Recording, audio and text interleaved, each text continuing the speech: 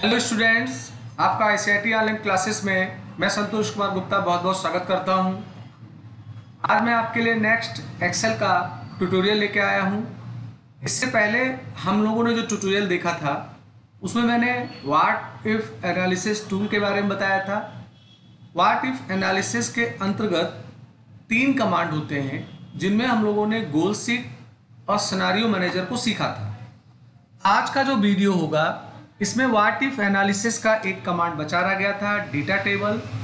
हम लोग उसकी बात करेंगे। तो देखिए होता क्या है कि सिनेरियो मैनेजर का यूज होता है कि अगर आपने कोई रिपोर्ट तैयार किया है और उस रिपोर्ट में कुछ कैलकुलेशंस हैं, तो अगर आप अलग अलग वैल्यू को इनपुट करके जानना चाहते हैं कि स्थिति क्या होगी तो सिनेरियो को बनाया जाता है। पर अगर आप चाहो तो सिनेरियो मैनेजर का ना प्रयोग करते हुए आप डेटा टेबल के जरिए एक कंप्लीट रिपोर्ट एक ही शीट पे डेवलप कर सकते हो, जिसमें अलग अलग वेरिएबल इनपुट वैल्यू की क्या स्थिति होगी वो आपको एक शीट पे ही मिल जाएगा। तो instead of creating different scenarios you can create a data table to quickly try out different values for formulas. यानी अलग अलग सिनेरियो से बेहतर है कि आप डेटा टेबल बनाइए जिसमें आप जल्दी से अलग अलग वैल्यूओं के ऊपर आधारित फार्मूले को देख सकते हैं। You can create A 1 variable data table और ए 2 वेरिएबल डेटा टेबल। माने आप एक वेरिएबल के ऊपर भी बना सकते हैं और 2 वेरिएबल के भी बना सकते हैं। एक और मैंने डिफिनेशन लिखा है, instead of entering formulas and variables individually to compare results you can set up a data table with 1 or 2 variables।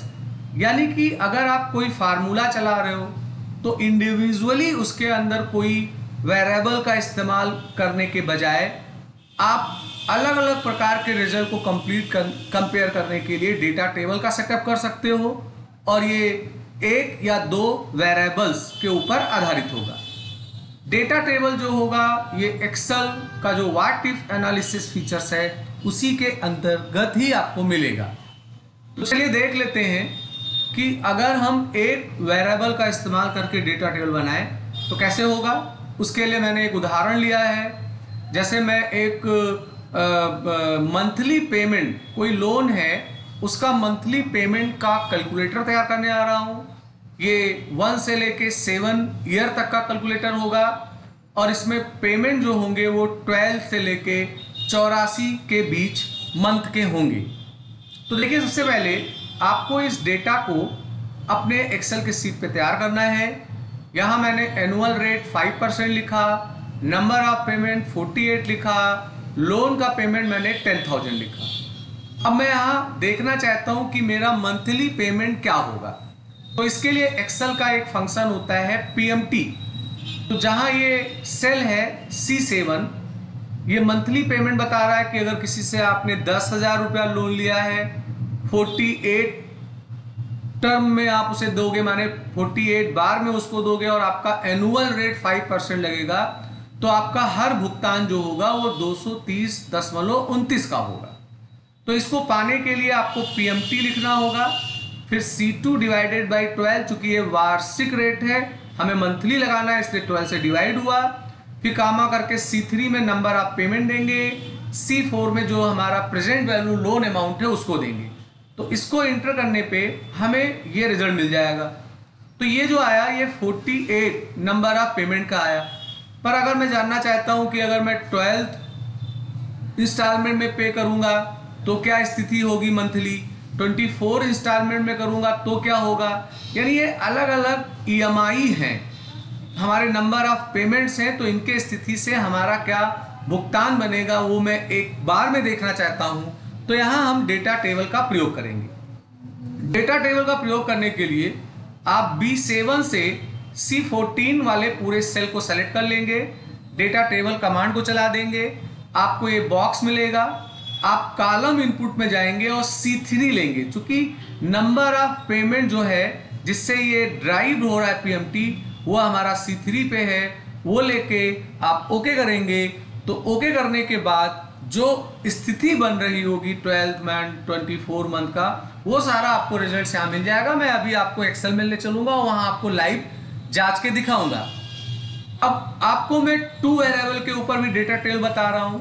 2 variable का मतलब हमारे मंथ माने नंबर ऑफ पेमेंट अलग अलग होंगे, साथ साथ हमारा अगर रेट ऑफ इंटरेस्ट भी एनुअल रेट भी अलग अलग हो, तो उसके हिसाब से अगर हमें EMI पता करना है तो हम कैसे करेंगे। तो पहले आप annual rate, number of payment, loan amount लिख लेंगे और PMT फार्मूले से आप इसका रिजल्ट निकाल लेंगे। फिर ये डेटा टाइप कर लेंगे। उसके बाद आप B7 से लेके H15 तक के सेलों को सेलेक्ट कर लेंगे। डेटा टेबल कमांड चलाएंगे, ये बॉक्स आएगा। रो इनपुट में आप C2 देंगे और कॉलम इनपुट में आप C3 देंगे, और जैसे ही ओके पे क्लिक करेंगे तो आपको वो पूरा रिजल्ट बता देगा कि अगर आपका 2% पड़ रहा है एनुअल रेट, तो 12 पेमेंट अगर दोगे तो कितना रकम आपको हर पेमेंट में देना पड़ेगा। इस तरीके से आपको पूरा एनालिसिस एक बार में ही दिख जाएगा। तो चलिए हम लोग एक्सेल में चलते हैं और एक्सेल में इसको मैं जांच करके देख लेता हूं कि कैसे ये काम करेगा। तो मैंने यहाँ एक्सेल में एक डेटा तैयार कर रखा है, annual rate, number of payment, loan amount लिख रखा है, और ये हमारा PMT वाला फार्मूला है। PMT वाले फार्मूले में रेट लिखा आता है। रेट को मैंने 12 से डिवाइड इसलिए किया चूंकि ये एनुअल रेट है, मैं मंथली चाहता हूँ। C3 हमारा हो गया कि कितने इंस्टॉलमेंट में पे करना है और कितने रकम का लोन हुआ, वो C4 है। तो ये हमारा रिजल्ट्स आया इस कैलकुलेशन का। अब मैं चाहता हूं कि ये मुझे 12, 24 ऐसे 84 नंबर ऑफ पेमेंट में हमें बता दे हमारी EMI क्या होगी। तो आप इसको सेलेक्ट करिए। सेलेक्ट करने के बाद आप डेटा टैब में आइए। डेटा टैब में आपको मिल जाएगा what if analysis. Data table command चलाइए, ये बॉक्स आ जाएगा। यहाँ कॉलम इनपुट में आप अपने नंबर ऑफ पेमेंट यानी C3 वाले का एड्रेस दीजिए और ओके पे क्लिक करिए। तो आप देखिए इस तरीके से यहाँ सारा आंसर आ गया कि अगर आप 12th नंबर ऑफ पेमेंट लेते हो, माने 12th बार में भुगतान करोगे तो आपका हर भुगतान इस रकम का होगा। अगर 84 भुगतान में करोगे तो हर रकम आपका ये होगा। तो ये 1 इनपुट का एग्जाम्पल हो जाता है। अभी मैं चलिए सीट दूसरा बना रखा है मैंने, मैं इसमें 2 वेरिएबल का यूज करूंगा। यहाँ सेम स्थिति है, annual rate, number of payment, loan amount है, और यहाँ मैंने PMT फार्मूले से ये रिजल्ट्स फाइंड आउट किया है इन वैल्यूओं का। अब मैं चाहता हूँ कि परसेंटेज मेरे भिन्न होंगे, नंबर ऑफ पेमेंट भी भिन्न होंगे, तो मैं इनका रिजल्ट पा जाऊँ। तो आप इन सारे सेलों को सेलेक्ट करते हुए अपने व्हाट इफ एनालिसिस के अंदर डेटा टेबल कमांड चलाएंगे तो रो इनपुट पूछेगा। रो इनपुट में मैंने यहाँ 5%, इसका मतलब C2 लिया है क्योंकि ये परसेंटेज रो वाइज लिखा हुआ है।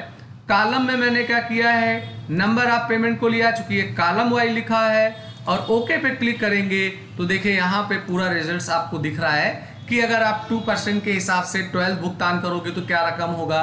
7% के हिसाब से अगर 84 नंबर आप पेमेंट लोगे तो हर पेमेंट कितने का होगा, ये आपको दिख जाता है। तो डेटा टेबल ज़्यादा बेस्ट होता है जब 1 या 2 वेरिएबल हों और उनके बेस्ड आप एक समरी देखना चाहते हो। अलग अलग सिनेरियो बनाने से बेहतर है कि हम एक ही बार में उसको देख लें। ये सिनेरियो से भी हो सकता था, मगर हमें बार बार सिनेरियो मैनेजर कमांड को चलाना पड़ता है। यहाँ हम एक बार में ही अपने रिजल्ट्स को ईजिली देख लेते हैं। तो ये हमारा डेटा टेबल का तीसरा कमांड था। इसको हम लोगों ने जांच के देखा। मैं उम्मीद करता हूँ कि आपको मेरा वीडियो पसंद आया होगा। अगर पसंद आया हो तो इसे लाइक करिए, शेयर करिए, सब्सक्राइब पे बटन पे क्लिक करके बेल आइकन को जरूर लीजिए, जिससे मैं कोई नया वीडियो बनाऊं तो उसका अलर्ट आपको तुरंत मिल जाया करे। तो आज का वीडियो मैं यहीं समाप्त कर रहा हूं। आपका दिन शुभ हो। जल्द ही मैं आपके लिए नया वीडियो लेके आऊंगा। Thank you.